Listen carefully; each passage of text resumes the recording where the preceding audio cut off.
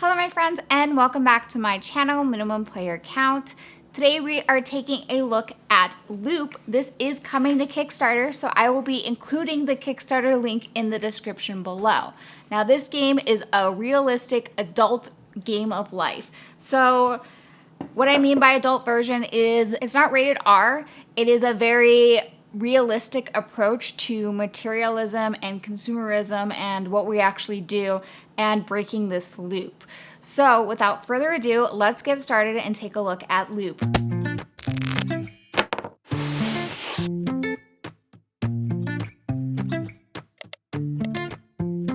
So to start this game review, I want to go by reading some of these newspaper cards that you actually get in the game. So this is a campaign game where it starts you out at a very basic level just so that you can understand how to play the game, and it doesn't really penalize you for playing certain aspects of this game, which you will learn about while I go over this review.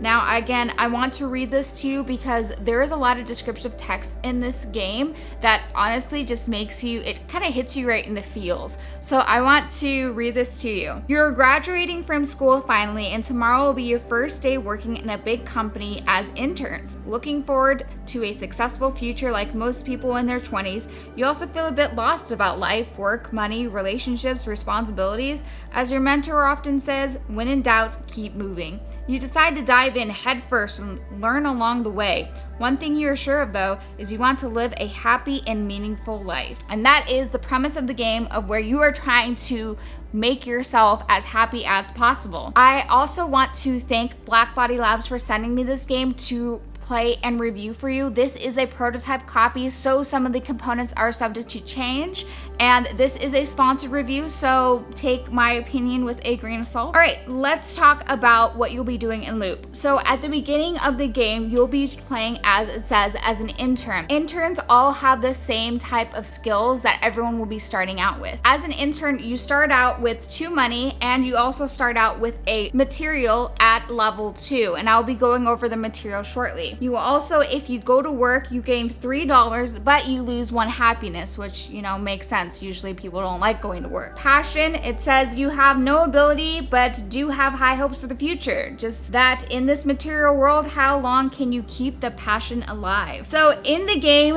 as you progress further, you will play with credit cards, which I will go over.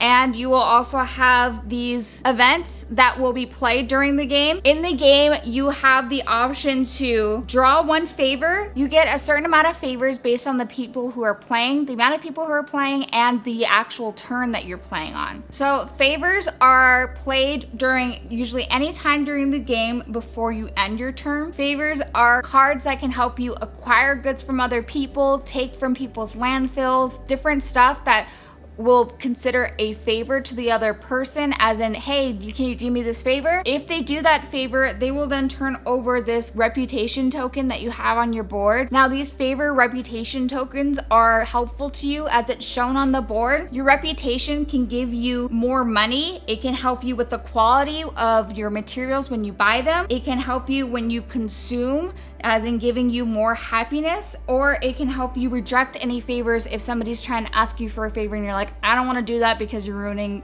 what I'm going to be doing next. So on your turn, the board is broken down to consume, work, and buy. Consume, you have these cards that are little cards that will say something on the bottom like family dinner. It will show you this +1 on the bottom that tells you how much happiness you'll be getting if you complete this task. It'll also give you icons at the top. Those icons correspond to certain goal cards that you have that can give you extra bonus points when you actually complete them. When you buy, materials are sorted into different categories. As you can see, there's reds and there's yellows and blues. The materials here have a starting as 1. You can buy something at 2 or 3. You just turn the card to show kind of what side it's on. When you have consumed that material completely, as in it's no longer there, that card will then go to the bottom of your landfill. Now, as you can see, these colors are also correspond to these cards that you have. So when you're buying something, you're going to be using these colors or materials to actually fulfill or do those activities. In this case, it's glasswork. So even if I had a card at level 2, I would actually have to have 2 green cards, at least at level 1, to complete this task. so that I can consume 2 different types of materials to do this work. So on your turn, what you're gonna be doing is you're gonna be deciding if you're going to consume, as if you have enough materials to actually do that task and put it on your board, that activity. You're going to buy by getting actual materials so that you can actually consume and do those actions to get those activities. Or you're gonna go to work, which work is you're gonna gain money, but you're also gonna lose happiness. This game is on the premise of that loop of you're going to work so that you can get more stuff, so that you can do more things, and you go back again and you do it all again. Once you have completed 3 activities, you can also look at your cards that you'll get dealt in the beginning. These are goal cards that you have, and if you see that these have logos at the top, the logos are showing and reflecting the actual activities. So I want to have at least 2 hearts and also 2 kind of people symbols on my activities. That means I can complete this. This card would also give me 2 happiness. So again, happiness is essential in this game. The way you win this game is by either having 12 happiness, or if you have utilized all the materials. So you have a stack of material cards, and if those are depleted, then the game is over. As you continue through this campaign game, you will then start getting these credit cards. Credit cards are, as most people know, a way to gain money. So in this case, you can gain a credit card. It will give you $4 and a material of quality 1 from the buy area. But on every turn, you have to pay at least $1 to $2 until $5 are paid, which is an additional amount than what you actually paid, just like credit cards. And if you do not do that, you'll receive some penalties at the next version of the game as the next step up. You will also start getting these event cards. These event cards are things that can either be kind of good, sometimes they're bad, sometimes they're ongoing events that you will decide once you read it. Some of these events are really well written, how they're actually reflective of like our current environment and what's actually going on. It's kind of, like I said, an eye-opening game of life of, you know, just consumerism and materialism and what we actually do to make ourselves happy. I'm gonna read cards just to give you an idea of kind of what this is.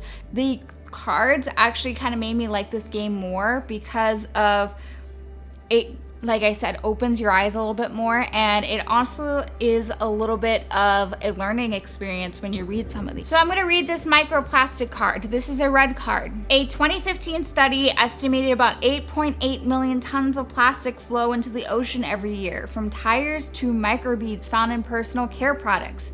Plastic is not degradable, but will be broken down into smaller and smaller pieces by sunlight and wave action, to a point where they are the same size as the prey consumed by various marine life, which supports other fishes, birds, and of course humans. So let's share. What's the taste of your own plastic? Some of this is also very conversational, as when you read some of these, you kind of think about that stuff, and this is, like I said, eye-opening.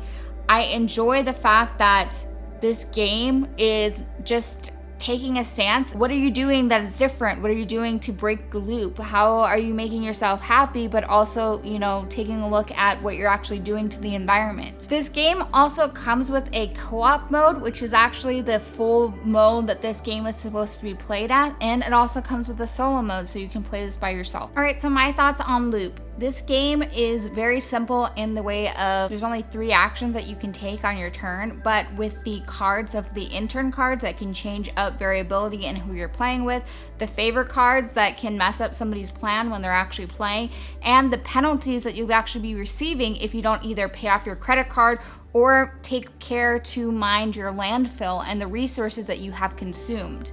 You're also trying to make sure that you get these activities done, because then you get more happiness if you complete your personal goals in these cards. And I really enjoy that each of these event cards have a lot of text in them and very descriptive that give you a little bit more of an immersive feel of being in this game and trying to break this loop. I want to thank you all for joining me in this review video of L.O.O.P. Make sure to check it out on Kickstarter, and if you liked my video, please make sure to like, subscribe, and comment, and also hit that notification bell so you're notified when I make new videos and post them here on my channel.